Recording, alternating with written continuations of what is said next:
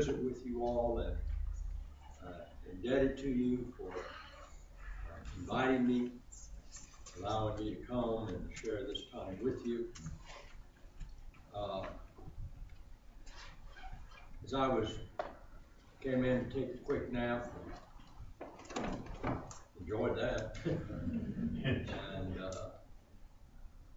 I went to the restroom, washed my face, and tried to wake up a little bit more. And I came in the lunchroom, and I was just shocked by the joy and the sweet time of visitation that you were having. That's very precious. There's congregations of hundreds of people that don't know what that is. And for the Lord to just smile down on just a handful of people and to give that to you, you are a blessed people. A lot of times our vantage point, our view of seeing things is not what it should be. And we'll look at what we don't have, sometimes more than what we do have.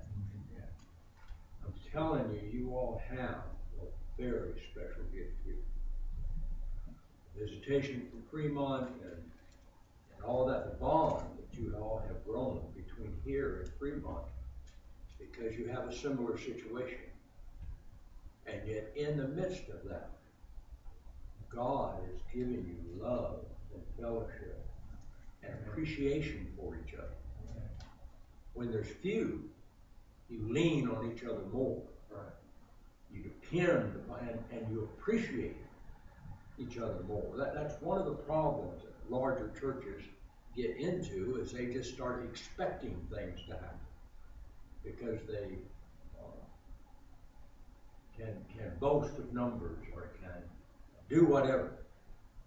Friends, what you have is very, very precious, and I thank God for it. I thought of you, been thinking of you for quite a while. And the scripture hit me sometime midweek this week. Never tried to preach on it before, and don't really know what I'll do with it right now either. But I thought of you with this scripture. If I can be this bold,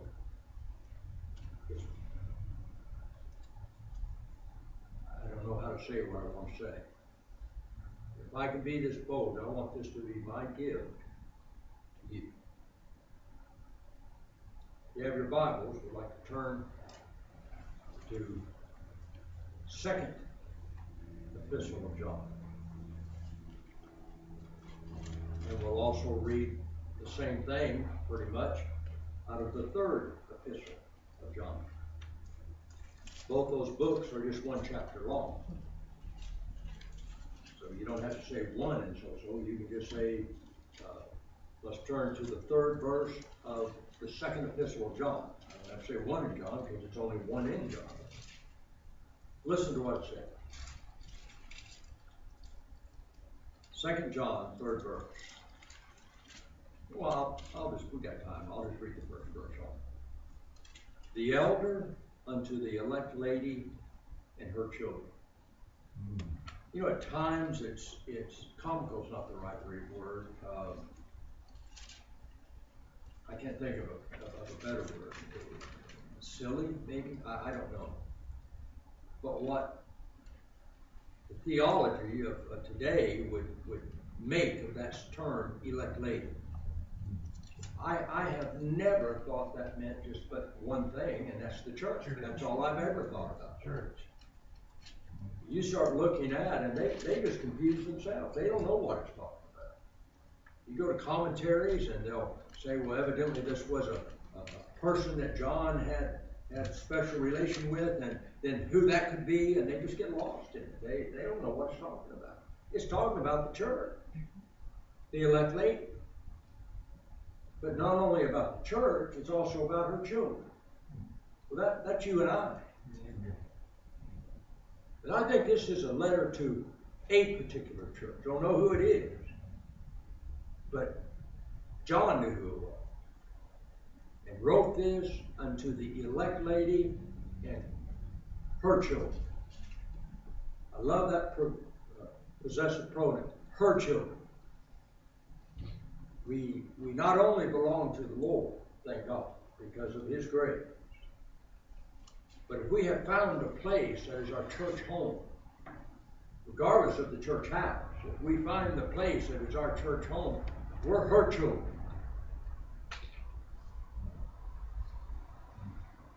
I think probably the children has us more than we have the church. We're the church's children as it is. We're a part of the bride of Christ. And Christ looks upon his bride, more lovingly than you and I could ever look upon our earthly bride. And I know that's saying a lot. But the relation, you go read Songs of Solomon, and that language of that book is so tender and so endearing that at times it's hard to decide who is talking to who. Whether it's the husband talking to the bride or the bride to the husband. The husband is Solomon, but it's Christ. And the bride, or his queen, they say there's a name for her, but it's the church. So you look at that book and you read that book, it is as the Lord talking to the church and the church talking to the Lord, and at times it's hard to tell if he is talking or she's talking. It's a love letter. It's a love fest. When I walked into the kitchen, that's what I saw, was a love fest. People just enjoying being with one another. People that are used to being with one another. People that can just sit and just around the table and just delight in the presence of one another. What a blessing that is. John says, the elder unto the elect lady and her children, whom I love in the truth. And not I only, but also all they that have known the truth. Those folks that came to see you this weekend, you know why they came? Because they love you. And you know why they love you? Because they love you for what you stand for. They love you for the truth's sake. They respect you. They love you. They pray for you. They care for you as you do them. That's special, folks. That is a gift of God. For the truth's sake, which dwelleth in us, and shall be with us forever. Look at the confidence John has. Now, how many children are here? Just says her children. I guess it'd have to be more than one, or it would be her child, right? But I don't know if it's 2 or if it's 100. I don't know. That's not the point. That's not the point at all. It's not how many, it's what you got. I remember, I've been asked since I've been here, how many members are on our church? I don't know. I haven't looked. I can tell you how many show up every Sunday about, but I don't know. Maybe I should. I'm not saying that's the right way of viewing it. I'm just saying, I don't know. I think it's important we have a church book, and I think it's important we have, know who our members are and so forth. So I can find out, I can look, I understand that. But my point is right now, we don't count them. We don't check roll.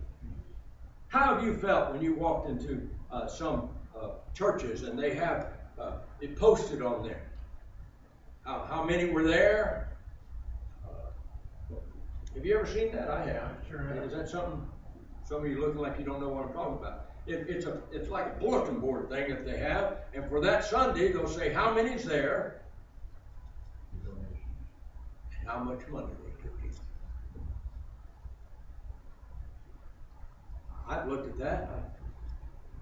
Well, that's full. I tell you what, that wouldn't work in our country. Hope it wouldn't work in yours. No. We don't count them. Be careful with me here. We don't count them, we weigh them. We want to know what they're of.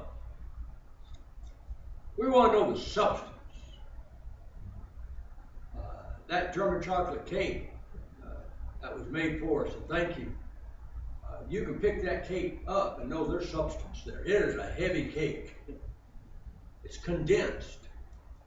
It's not like a fluffy cake. It's a condensed cake. You stick a knife in it, it doesn't just go right through. You got to push down on it to get it through that. My friends, we weigh members. We want them to be of substance. We want them to have learned and to be growing, in the process of growing. Grace be with you, mercy and peace from God the Father and from the Lord Jesus Christ, the Son of the Father, in truth and love. And here's the text. John says, I rejoice greatly that I found of thy children walking in truth. I don't know, but I sense that this is a small group of people here that he's talking to. I sense that. It's a small book, one chapter. But I sense that this is not a vast number of people that he's talking to, that he's wrote this letter to.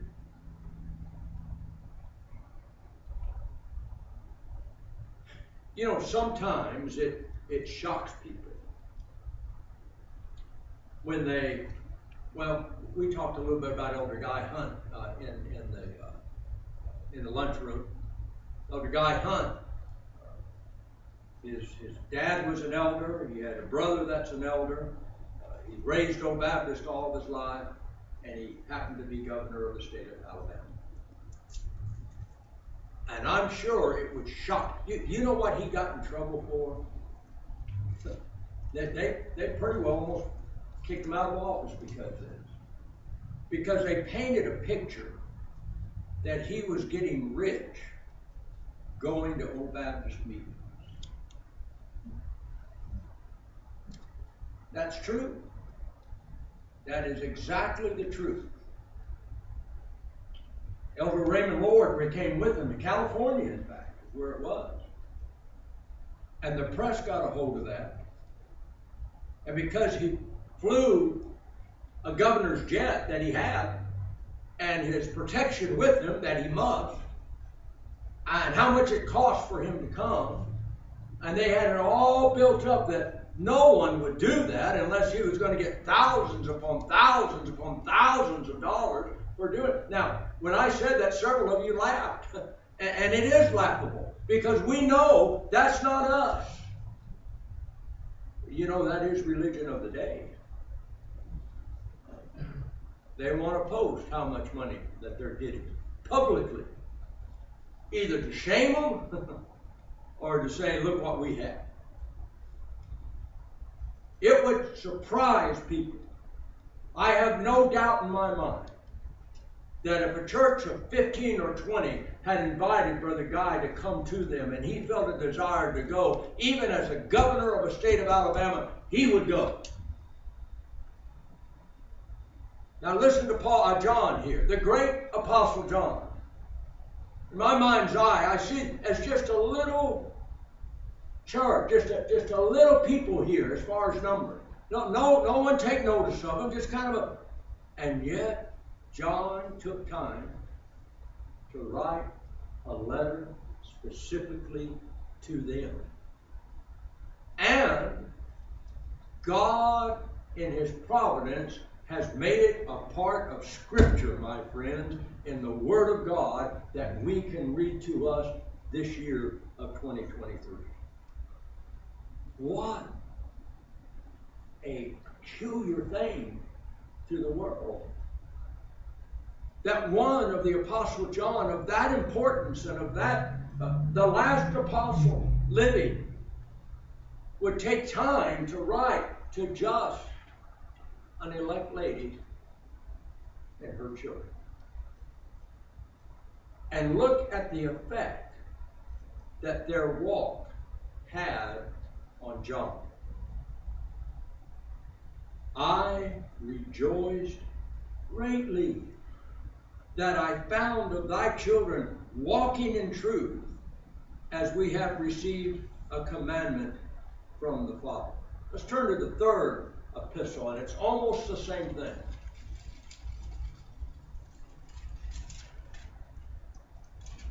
Third verse of 3 John. For I rejoice greatly when the brethren came and testified of the truth that is in thee, even as thou walkest in the truth. I have no greater joy than to hear that my children walk in truth. How could John address these people as my children? They weren't literally his children, but he addressed them as my children. How is that possible? I think the answer to that can be found in 1 Corinthians in the 4th chapter, 15th verse. It says this: For though you have 10,000 instructors in Christ, yet have ye not many fathers. For in Christ Jesus have I begotten you through the gospel. Isn't that interesting?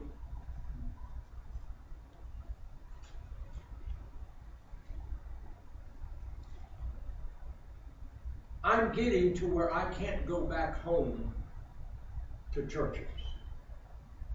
And what I mean by that, this might be the only church that I can go back to and remember as a child attending this church.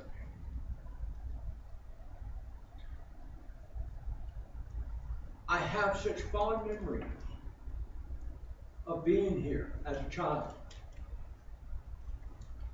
of sitting over here on this side with my grandfather Reed, and him getting the tape recorder ready, and then sitting and hearing the preaching and appreciating the preaching, and hearing Brother Alan Abernathy preach, and et cetera, et cetera. I can go on and on. I can't go back. Mom and Dad, they had a tendency to move a lot. I couldn't go back to my childhood home. First of all, it was in California, and I was living in Oklahoma at that time, and then in Arkansas, and now in Texas. I couldn't go back home. I couldn't go back to my bedroom that I had when I was a child. I couldn't go. Mom and Dad even had new furniture, different furniture. I didn't live with that furniture they had. But you know what I could do? I could go to an aunt and an uncle of mine, Uncle Jay and Aunt Eileen, in Mena, Arkansas.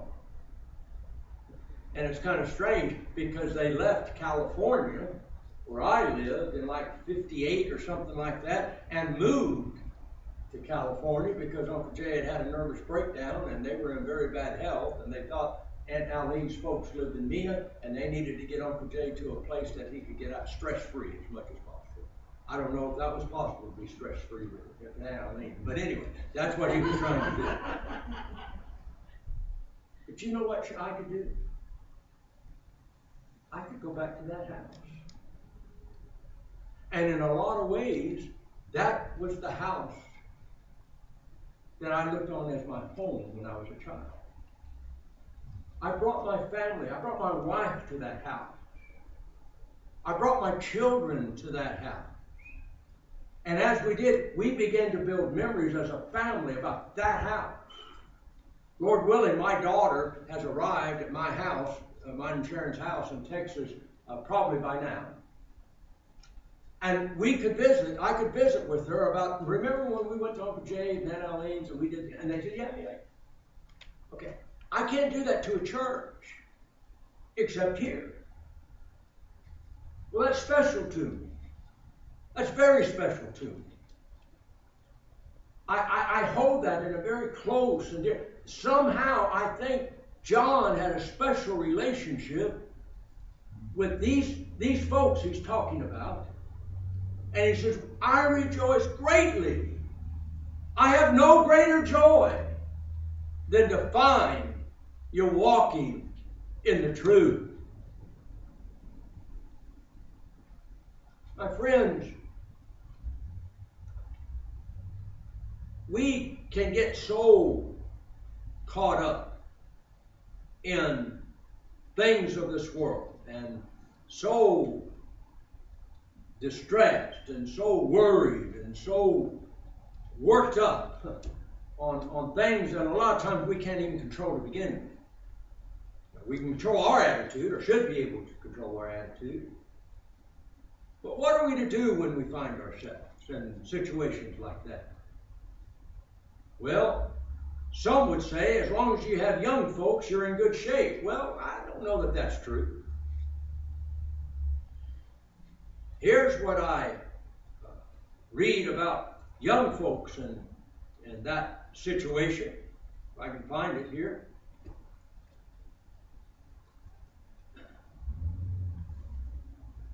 40th chapter of Isaiah, the 28th verse. Hast thou not known? Hast thou not heard? That the everlasting God, the Lord, the creator of the ends of the earth, fainteth not, neither is weary. There is no searching of his understanding. He giveth power to the faint, and to them that have no might, he increaseth strength. Even the youth shall faint and be weary, and the young man shall utterly fall. What do you think about that? Of saying our hope is on our youth. No, my friends. No. Our hope is in Jesus, my friends.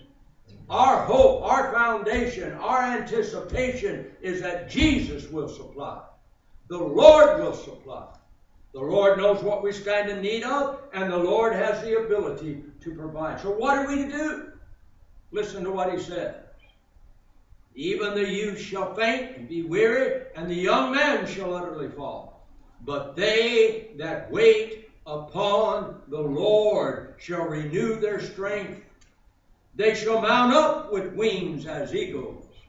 They shall run and not be weary, and they shall walk and not faint. My friends, let me take you back to a situation that David experienced. David had a multitude of experiences. He is very fascinating, even as a child when he was able to kill that great giant. His fame went out. He was just anointed to be king when he was just a lad, just a boy.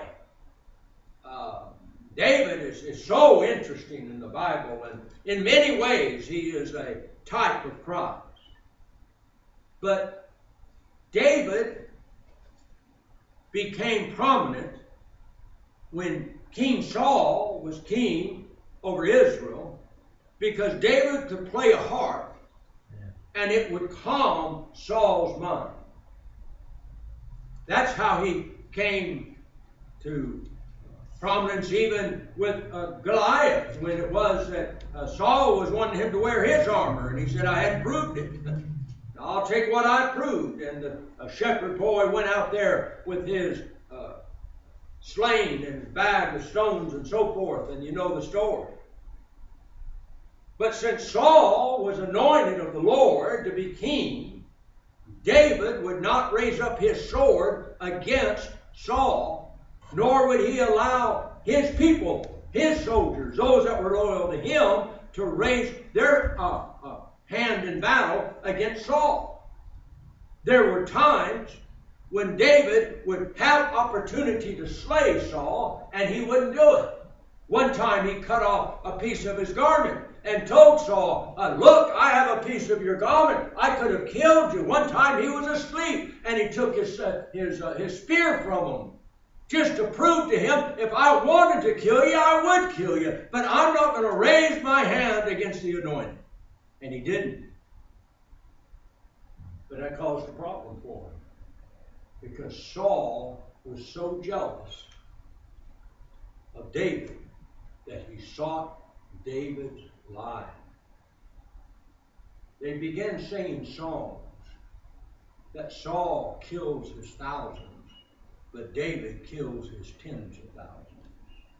And the people started turning towards David, and Saul got jealous and tried to kill him and began going wherever Saul would go, wherever David would go, trying to destroy David. And it got to the point, now listen here, this is just hard to believe, but it got to the point that David had 600 men. Where are they going to go to find rest from Saul? Because Saul would follow him wherever they went. You know where they went? This is peculiar. They went to the land of the Philistines, the number one enemy to Israel. And they went to the land of the Philistines to find solace and comfort. And David entered into a compact with one of the kings of Gath, G-A-T-H, Azad or something like that, and he had peace for a while. Now that's pretty bad, my friends. That's pretty bad. Where the only place you can find peace is a place where the enemy that hates you won't follow you. And that was in the land of the enemy. Well, by and by, Israel attacked Philistines once again, including the land that he dwelt in. And they called upon David to come and to help them fight against Israel. Man, this thing's getting all turned around backwards. So David had made a promise that he would, so he did. This is in 2 Samuel 22nd chapter and 23rd and so forth. So David takes his 600 men, leaves his family, leaves all of his possession in the land of Zigag or something like that. I'll say it in a second if I can find it.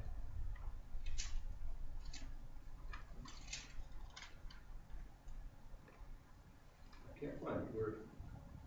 Give me just a second. Well, I'm just going to have to go for a minute.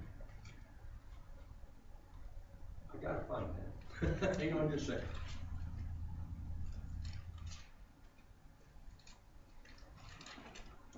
Give me just a second. I'll find that land because that's going to bother me. I need to get it in front of me if you don't mind. Just give me a second. I apologize.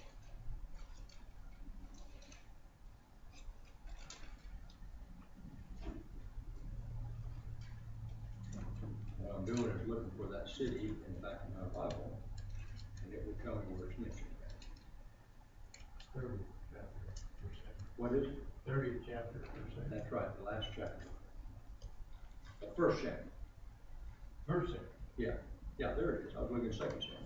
Yeah, Ziklag. Thank you, brother. I appreciate it. Ziklag is the name of the city. So the king calls for David, and he and his 600 men go, and they get there to the battle, and they're getting ready, and they were appointed where they were supposed to go to the battle, but they were joining the Philistines. Yeah. And the Philistines said, wait a minute, what's he doing here? And what is this 600 men doing here? Says they've made songs about how many of us they killed, and you got him now protecting our backside, our back quarter here. And they had a concern, and at the end of it, they sent them back to Ziklag. So in essence, David and those 600 men just went on a wild goose chase. Just came back and came right back to where they started from. Only another enemy had come. Not the Philistines, but another enemy has come. Amalekites. And when they came, guess what they found? Nothing. The city was burnt. Their wives were gone. Their children were gone. They found ashes, is what they found. Well, the men turned on David and said, in essence, if we'd have stayed here and defended our lands and our people and our wives and our children, they wouldn't be dead. Well, they weren't dead. They were taken away into captivity. So listen to what happened. Not only David had his own loss, his 2 wives, they took them too. And in 30th chapter of 1 Samuel, the 6th verse, it says, "And David was greatly distressed, for the people spake of stoning him, because the soul of all the people was grieved, every man for his sons and for his daughters. But David encouraged himself in the Lord his God." There it is, my friend. There it is. David's at his wit's end. The only place he could flee was to Philistine just to find rest. And he's just trying to survive, if I can say it that way. And he ends up trying to keep his promise that he's made, goes on this wild goose chase, and when he gets home, everything's gone. These 600 men are mad at him, and they're talking about stoning him to death. My friends, we don't have to get into that situation before we encourage ourselves in the Lord. There's a personal responsibility there. Where was David going to look to find help and encouragement? His men, who was the only people that he had, the army that David had was reduced to 600 men, and now they're turning on him. And David has his own private sorrow because his wives and children are gone as well. You know what he did? He encouraged himself in the Lord. How do you do that? How do you encourage yourself in the Lord? You remember the promises of God. You remember, my friends, that God has promised not to leave you.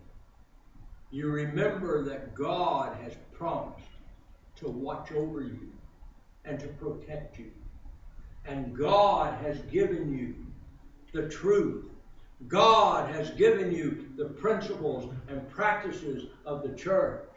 God has given you and clothed you, my friend, as his bride. And he cares for you, and he loves you, and he'll watch over you. He encouraged himself in the Lord. 8th verse of that 30th chapter. "And David inquired at the Lord, saying, Shall I pursue after this troop? Shall I overtake them? And he, the Lord, answered him, Pursue." I don't think he had to get up much time before he went after them. I tell you, my friends, I think these 600 men, I don't know how they were marching when they were going, thinking that they were going to have to go fight against their own people on the side of their enemy in order to have this place that they have as a refuge, because Saul and his army were pursuing him. It's in the cowboys' days, it's like you go to the Badlands because you know the marshals won't come for you there. You go to a place that the enemy won't even come because they're scared to come in, and you're going there for rest. That's bad. And then while you're there, your own army now is turning on you. You know what David needed to do? Is what he did. He needed to act as a king. And the first thing he did after he encouraged himself is to inquire of the Lord, Shall I pursue them? And the Lord said, Pursue them. Notice what else he said. And he answered, Pursue, for thou shalt surely overtake them, and without fail recover all. Oh, what a promise. What a promise. So David went, he and the 600 men that were with him, and came to the brook Bezor, where there were left behind stayed. Why were they left behind? Because they couldn't keep up the march. They were older. They couldn't keep the pace. David was in hot pursuit of these people now, having the blessings of the Lord and the encouragement of the Lord. And they were going so fast and so quick that there was 200 that simply could not stay up. And as a result, they left those 200 at Bezor and they went forward. Now, sometimes we would say, well, those 200 had to be the old folks. Well, maybe so, but I just read to you where even the youth shall faint and fall weary. Whoever they were wearied and they couldn't stay up. So they stayed at Bezor and the 400 went up. And not only did they recover everyone, all of their children, all of their cattle, all of their possessions, they uncovered more than that. They recovered a spoil over those Amalekites that took all of that thing. So now they're coming back with more than they had to begin with. God has wrought a great victory with them, and they're coming back with all of this bounty. And they get to these people that they have left, who haven't been able to engage in the battle because they couldn't keep up for whatever reason.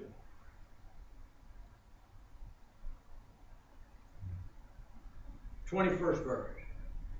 And David came to the 200 men, which were so faint that they could not follow David, whom they had made also to abide at the brook Bezor. And they went forth to meet David and to meet the people that were with them. And when David came near the people, he saluted them. Which side do you want to be on? My friends, I think we have been on both sides of that equation.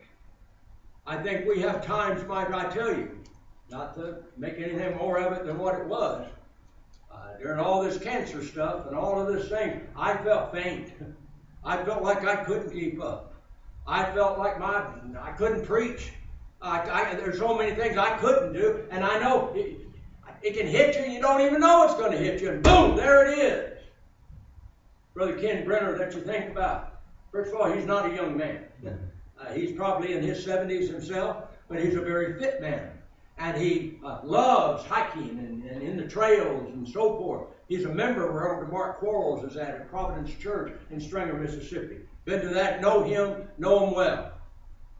And he hikes and he just loves to do that. He's done that for most of his life. And before then it was in Atlanta and hiking in Georgia mountains and all that kind of stuff. And I don't know how he did it. He told me, I forgot. But he got that infection in his foot, had surgery, now the second surgery. And he has yet to complain to me, brother.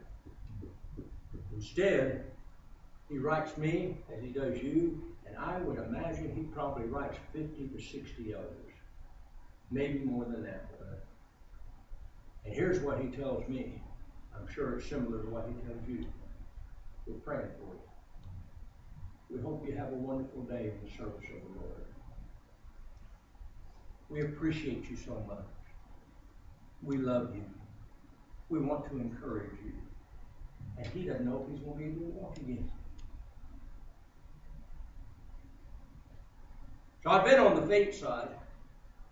But I've also been on the other side, brother, haven't you? Let's go. Charge. Let's go forward. The enemy is before us. There's things that we need to recover and bring back home. And the Lord's told us that we'll be victorious in it. Let's go. No time. Just like we were on the Red Sea. The enemy was behind them and so forth. They said, stand still and see the salvation of the Lord. The waves parted. It was time to move, and they moved. If they hadn't moved, they wouldn't have made it. But they moved and they got across that, and the wave came and drowned the Egyptians that were following after them.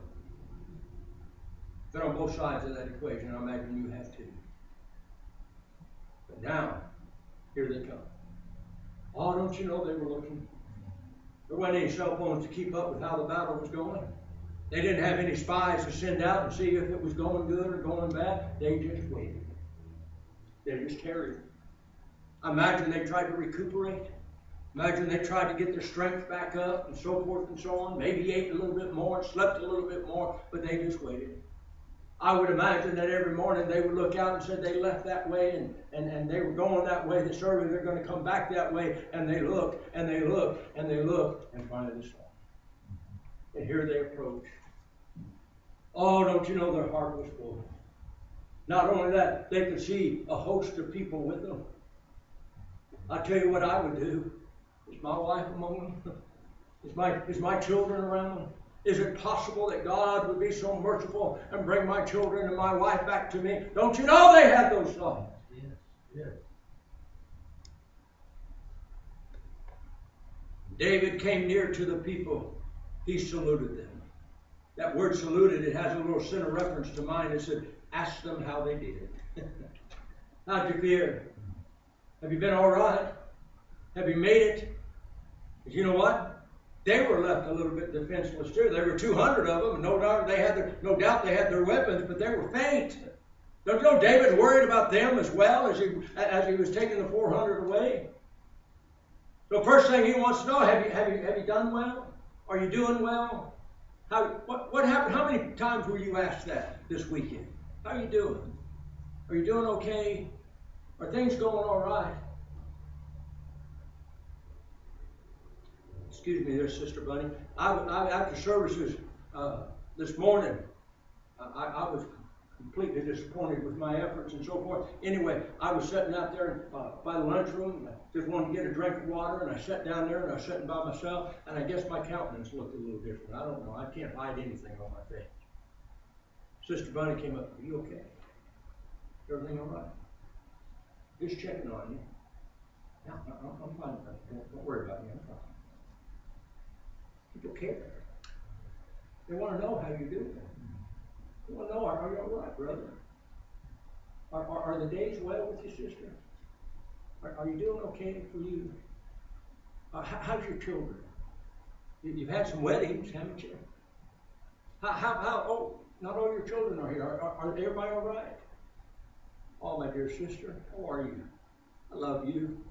I miss you. Oh, my friends, those are all terms of love, of concern. That's what David did when he got back to these 200. He loved them. He cared for them. Just a few days ago, they talked about stoning him, but he still loved them because he was their people. Talk about forgiving, as we heard this weekend. There had to be a lot of forgiving going on there to have that fellowship restored quickly unto them. When they got the salutations out of the way, then men started talking. 22nd. Then answered all the wicked man and the man of Belial, of those that went with David, and said, because they, the 200, because they went not with us, we will not give them aught of spoil that we have recovered, save to every man his wife and his children, that they may lead them away and depart. Whoa. What is he saying? They didn't know 400 didn't find. We did. It's all right. We'll give them what they have coming. This great spoil that we won? No, we're not. They didn't go. They didn't risk the thing. They didn't have any skin in the game. No, it was the 400 that took that. We took the risk. We ought to have the reward of the risk. It was our blood, our hands on the line. It was our hands on the sword. It was us that did the slaying. Look, my friends. It is never us that win any battle. It's always the Lord. We're too few and too little to stand up against an enemy, my friends, that is like a field of grasshoppers to us in number. You don't know what I'm talking about. You come with me, and you all been there. You come with me and mow the lawn. I got grasshoppers jumping in my mouth and everywhere else. Just mowing the lawn. They just go everywhere. Not it's weeds, it's not lawn, but mowing the green stuff, and they just go everywhere.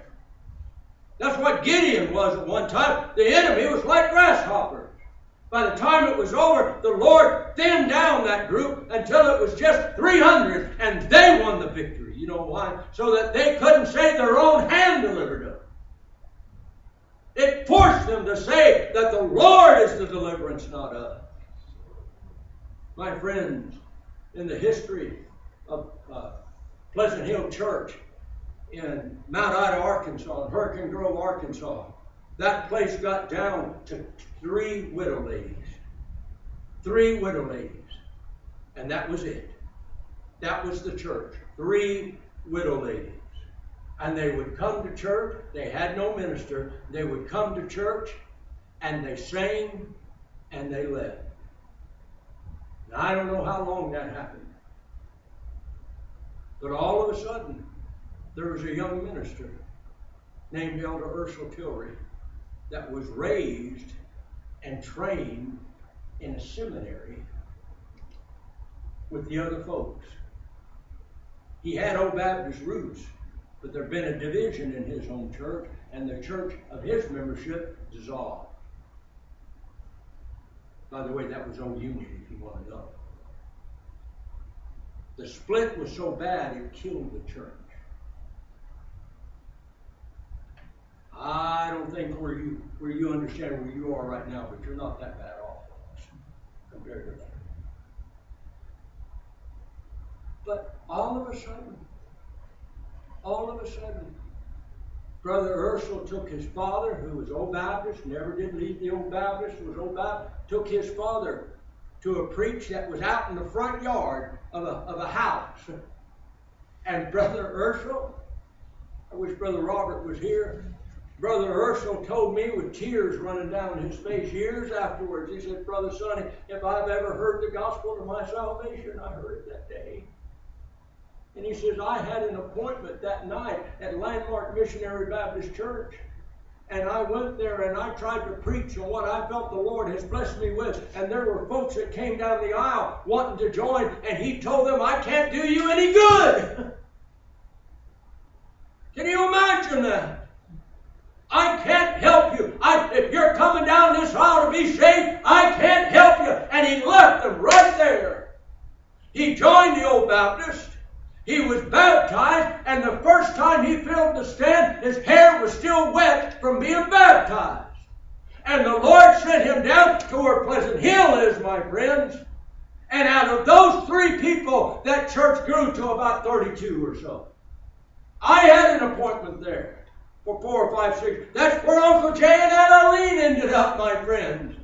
Fleeing a place where they couldn't find rest, got there and couldn't find a place, and lo and behold, out of nothing, a church sprung up. My friends, you can't outgive God. Who got the praise for that? Brother Ursel? No. Those 3 little widow ladies? No, my friend. The only place praise could go to was to God. It might be, just might be, that God is preparing, my friends, to resurrect things and to bless things and to encourage people, and might use you all right in that midst in this land of California to show that His truth is still reigning here, my friend. It might, who's to say it's not? Who's to say it's not? Who knows that thou art come to the kingdom for such a time as this? That was just a one woman that saved her whole nation, my friends, by that one woman called Esther. Lord moves in mysterious ways, and His wonders to perform. He gets back to these people, and they say, wait just a minute. We're going to give them what they had coming, what they lost, what the enemy. But we're not about to share with them in the spoil. They had no skin in the game. While we were killing ourselves out here running to the battle, they grew faint and they couldn't even stay with us. Well, David didn't have to think long about that. 23rd verse. Then said David, ye shall not do so, my brethren, with that which the Lord hath given us. Wow. What a leader, brother. He didn't ask for any advice. He didn't do anything. He just said, thou will not do so, my brethren, with what the Lord has given us. Then said David, Ye shall not do so, my brethren, with that which the Lord hath given us, who hath preserved us, and delivered the company that came out against him in our land. For who will hearken unto you in this matter? But as is his part that goeth down to the battle, so shall be that tarried by the stuff. What a word, my friends.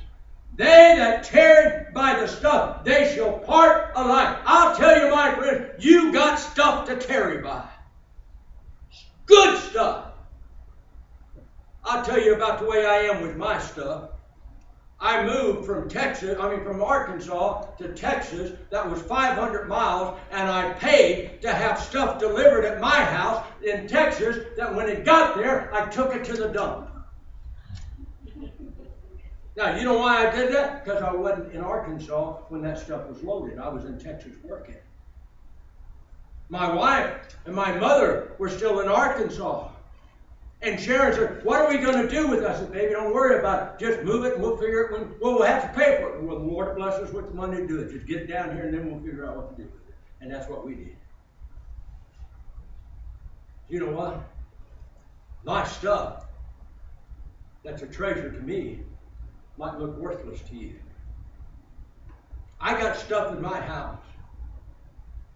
I got a Bible in my house that was Elder H.G. Ball's Bible. And I have it. That's one of the things, if my house was on fire, I'd take with me. Bible's worn out. Cover's coming off of it. But I knew the man that had that Bible, and so did some of you. In fact, baptized Sister Bunny right there. We remember Elder H.G. Ball. And he was a precious, for those that knew him, loved. Oh, by the way, if you don't remember who H.G. Ball was, he's the one that preached Shan Rayburn's meeting. I think there were 6 presidents in that congregation, past president. JFK was actually the president, then there was other ones, Eisenhower, Truman was there, various other ones. I remember the funeral.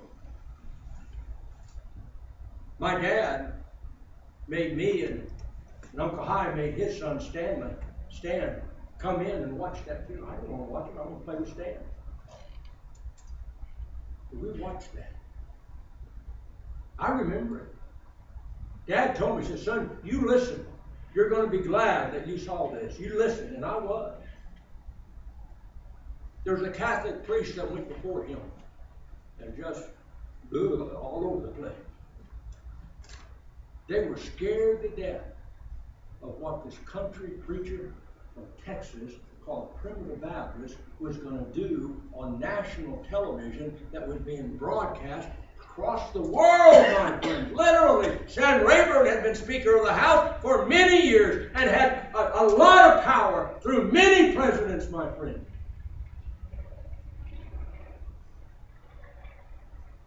I talked to Brother Ball about that. Dad and I did too. I did probably more listening than talking. But we asked questions. Said, Brother Ball, did any of those presidents look at you? He says, one did. Which one was it?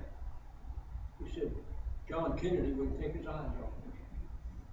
Why? He says, he just had a peculiar look on his face. And I believe, Brother Paul says, he was hearing something he'd never heard before in his life. They were worried about this country preaching. They're embarrassing. I'll tell you what, my friends, Elder H.G. Ball was one of the most eloquent speakers you would ever hear. Almost, I don't mean this is funny, but almost like Kentucky Fried General, you know. He just had this country elegance, just gentleman, the southern gentleman. For instance, he wouldn't say Ruth, he'd say the little damsel. He spoke almost in poetry. That's the way it was back then. There was a lot of it. We've lost that. In fact, we've gone just the opposite. We speak in slang a lot. But back in there, it was just like almost poetic what they were saying. It just rolled off, and it was you could just sit there and just drink it in.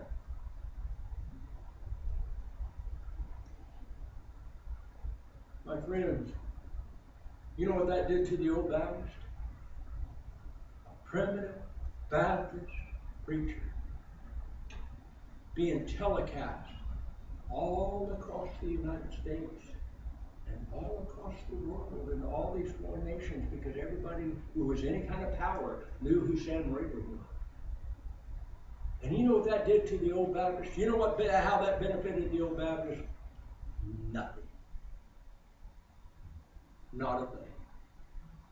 There wasn't anybody that said, oh, we heard H.C. Paul, he's from this area. No, nothing. Nothing. Nothing. Oh, that's sad. No, it's not sad. It's nothing for the world to benefit from, my friend.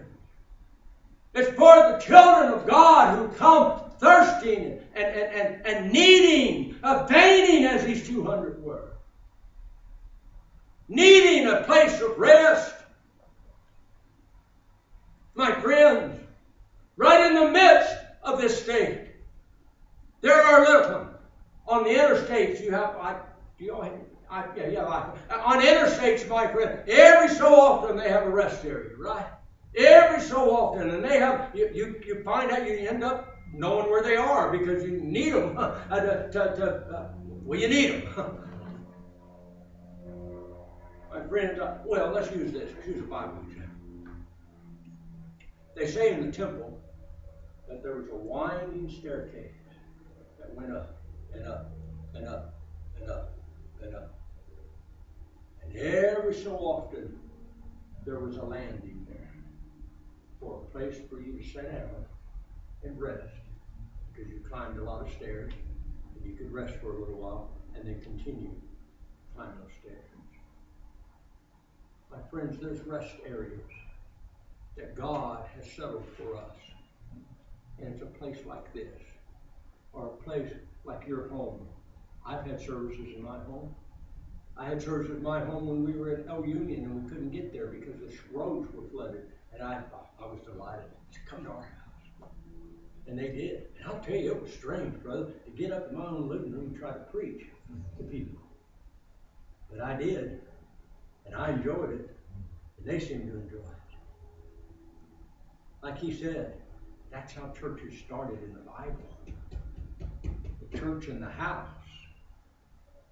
I got one. The angel of the Lord told Paul to come over to Macedonia. And when he gets over there, there's no church. There's no organized body. He heard that there were women that went down to the water's edge and prayed. And he went down there. And while he was down there, the Lord opened Lydia's heart, and she understood the gospel, my friends, and right there in Lydia's house on that day started a church.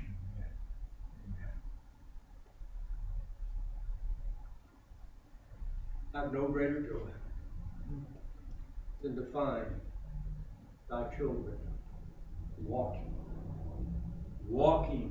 in truth. Let me end with this. I might have to have your help finding this one too, brother.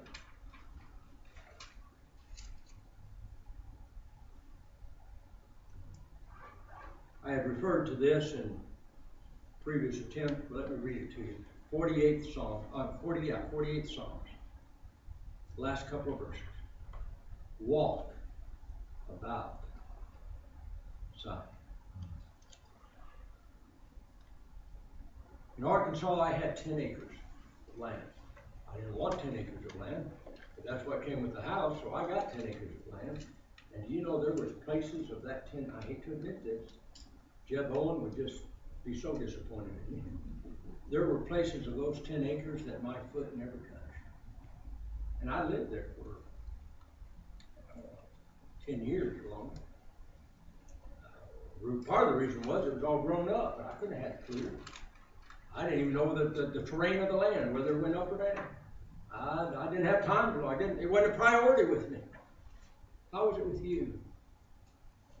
How long has it been since you just walked about Zion?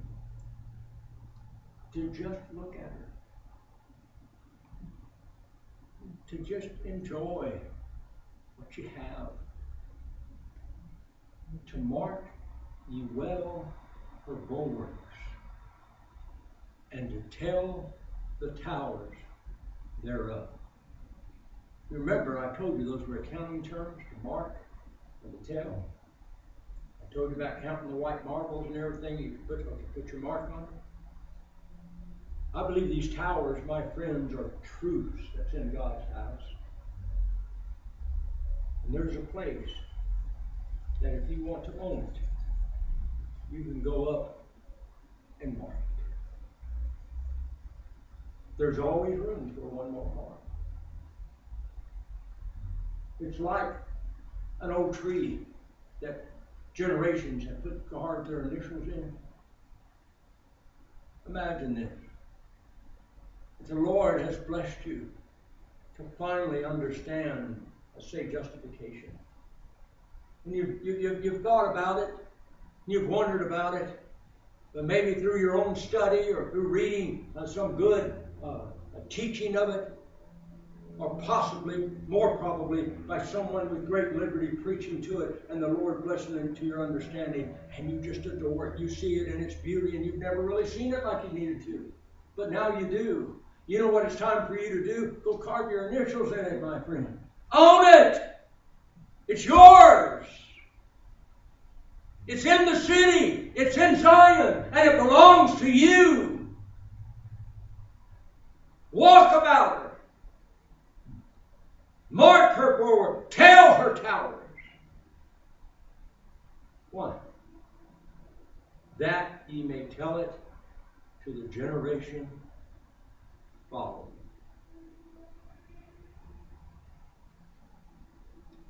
I wish, I'm probably going to get in trouble on this, but Lord willing, I'll still get a ride to the airport tomorrow.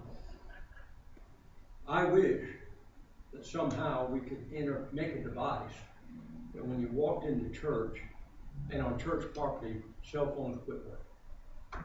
Games quit working. Games are prohibited.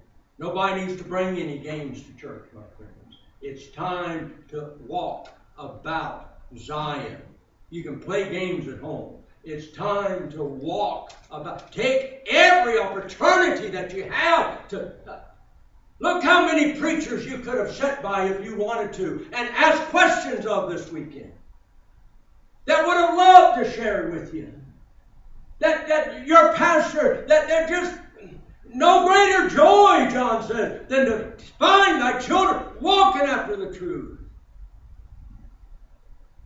I tell you, when the phone rings and it's a member of our church saying, Brother Sonny, I've been thinking about something. I need to ask you something. Guess what? I don't care what the scores are anymore either. Might have been 5 minutes ago. I get that phone call. I want to know what they have to say.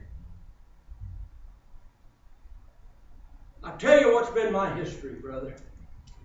Whether at Old Union or at Bethel Church where I am right now, those brethren pushed me. Those sisters pushed me. They asked hard questions. They asked tough questions. They wouldn't accept a little old topwater answer, my friend, and it made me study. They pushed me. We need that. We need to be pushed by our membership. Push this brother. Push me. Push whoever you have a relationship with. Push them that you might know more. Be like the Queen of Sheba when she saw Solomon's temple and said, the half has never been told to me. We used to have in Arkansas a motto for that state. It said, land of opportunity. My friends, I want you to know that's what Zion is. It's a land of opportunity. It's a place chosen of God to plant His truth. And He's given it to you all. Own it. Walk about it. Ask your pastor to explain sanctification to you. I don't know what. Then learn it, Sonny. Where'd they get that at? Man, I don't know. What are they doing? I don't know. Blah, blah, blah, blah. One last thing. I was in college, and I took a class called statistics, as you know, I believe say, 1 and 2. And lo and behold, I enjoyed it. I wasn't expecting to enjoy it, but I did. And I brought that book home with me. Well, I bought the book, and I don't know how they do it now, but then you'd have to buy books. You buy used books, you get ready to sell them, you sell those books, and take that money and buy other used books. Couldn't afford new books. But I kept my statistics book. Guess what? Lo and behold, some 5 or 6 years after I graduated college, I was in a job that required me to use statistics and required me to use statistical sampling that had to be audited by an outside party. And they looked to me, the company looked to me to understand that. Oh man, I remember something about it. I got that book. And I went and got that book. You know, I know where that, I have over 2,000 books at home, my friends, and I know where that statistics book is, and I don't expect ever to use it again. But I know where it is. What's my point? You got a book. And it contains all the truth that you'll ever need. But they're not going to fall out in your lap. You got to search it. You got to look for it. You got to dig. You got to march about Zion. You got to go around about her. And when you do, you'll see the protection that God has planted around her. And you'll see the towers just swelling up, almost disappearing into the sky as it is. And you get closer to it and closer to it, and lo and behold, there's initials in it. And some of them might be your kin. One last thing, then I'll sit down, I promise. My dad was ordained at Golden Gate Church. And that church was made up of Huckabys and Ivys. Some of them had married with each other. My uncle was a pastor of that church, over T.L. Huckabee. My dad was a deacon of that church. My dad started and had felt the call to preach and ended up being ordained at that church. Now guess what happened next?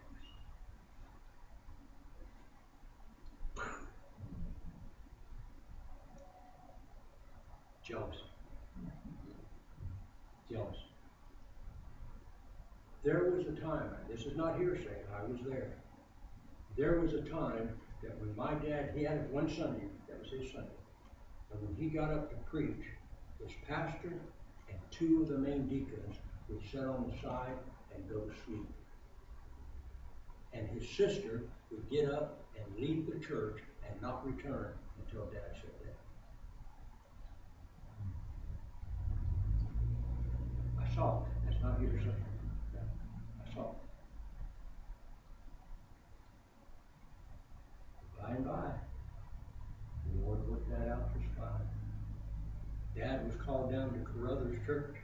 Brother Foster, if you remember, had gotten bad in health and so forth. And Dad got down there. We moved down there, and it was an oasis of earth, my friends, to me and my family. We discovered the Brown family. We thought we knew them a little. We hadn't lived with them before. We started them. And the Townsend family, the Pitkin family, Aldridge family, etc., etc. And some of those ties I have today. You can't outfigure the Lord, my friends. It is a place that's going to have ups and downs and so forth and so on. But bless your hearts. Stand fast.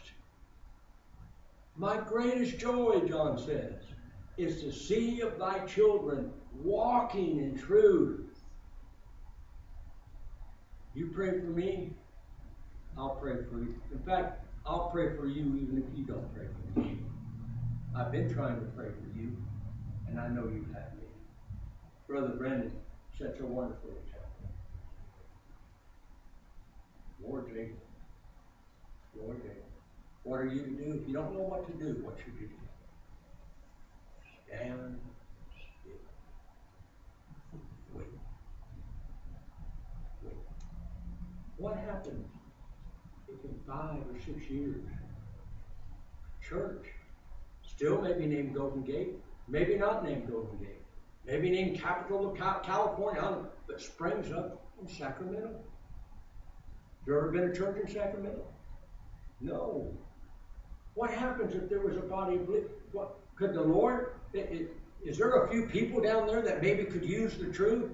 In state capital of Texas, of California, I would say it could. I say some good conservatism might be a wonderful thing in that environment. Who knows? Think the Lord can't do that? Oh, He can. Boom! He can, pow! He can do it that quick. I tell you, my friend, it might not look right, but I'll guarantee you, if you stay with the Lord, He'll stay with you. You have what you need. You just need to stand by yourself. And may God bless you to do it. And I commend you for doing it as I have observed this weekend. You're doing very well. That fellowship that I saw out there, my friends, was priceless. You know what? And I don't mean this bad. I felt included, and I didn't feel excluded from it. And I could tell there was a closeness that I wasn't a part of.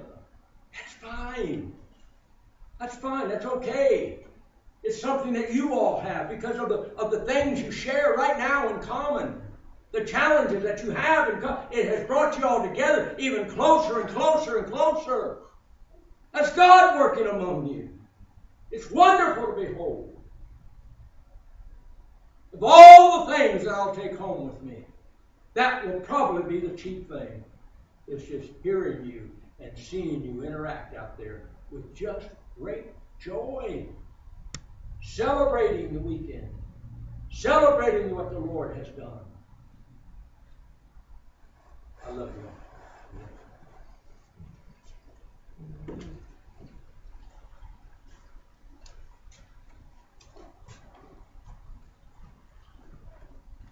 It's wonderful to think on. David made sure that what the Lord had given to his band, even those who waited by the stone. That's right. They shared in that same blessings, that same bounty. That's right. That's the Lord.